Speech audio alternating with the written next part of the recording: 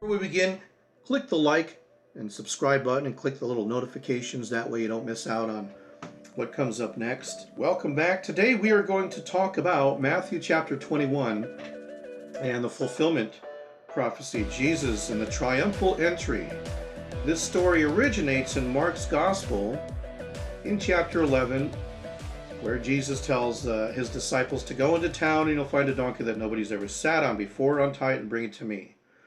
Okay, and then Jesus gets on it and he rides into town on the donkey, and people throw like palm leaves under his feet on the way in or something like that.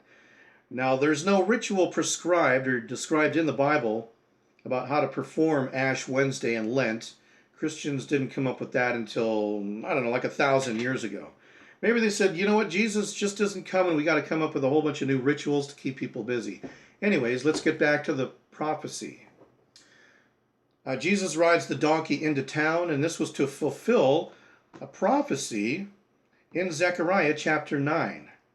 And when you turn your book back to Zechariah chapter 9, verse 9, you'll see your king comes to you riding on a donkey. Ooh, wow. Ooh, ah. Like nobody except Jesus ever rode a donkey into Jerusalem, right? It's just not possible for anybody else to ride a donkey. Okay?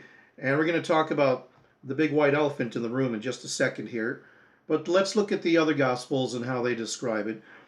Luke describes this same scenario, and it's also found in John's Gospel, with a slight variation in chapter 12. Basically, Jesus tells his disciples to go out and steal this donkey, and if you get caught, to just tell them, oh, the Lord needs it. Well, borrow without asking? Isn't that kind of like stealing? Anyways, so the difference in John's Gospel in chapter 12 is in verse 14. Jesus steals the donkey himself. So there's a good contradiction for you.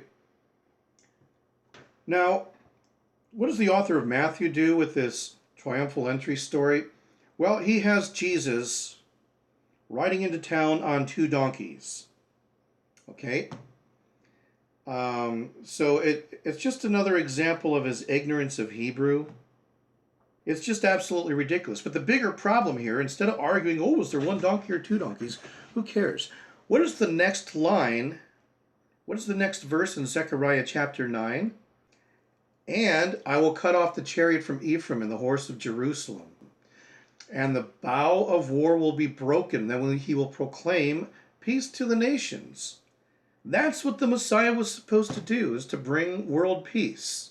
This theme is reiterated in Isaiah and chapter 2 and several other places in the Old Testament or in the Tanakh. Jesus didn't bring world peace. It takes more than just riding into town on a donkey to be the Messiah. Anybody could do that. You know, you see somebody riding in, hey, look, there's a guy riding a donkey. Hey, have you had your bones broken? No. Oh, okay, he's a good contender for the Messiah so far. Are you thirsty? No, I just had a big gulp. Oh, darn. And we thought he was the Messiah because he rode into town on a donkey and he didn't have his bones broken. Okay, that's the level. That's what Christians think is a prophecy. Something else I always thought of. What happened to the donkey after Jesus rode it into town? Did the disciples bring it back to its owner? You never hear about that in the Gospels, right? Can you imagine if you own that donkey? Wow, this is the donkey that the Messiah sat on. You'd be like charging people like $5 to come see it and everything. But anyway, I hope you enjoyed tonight's episode. Have a good weekend.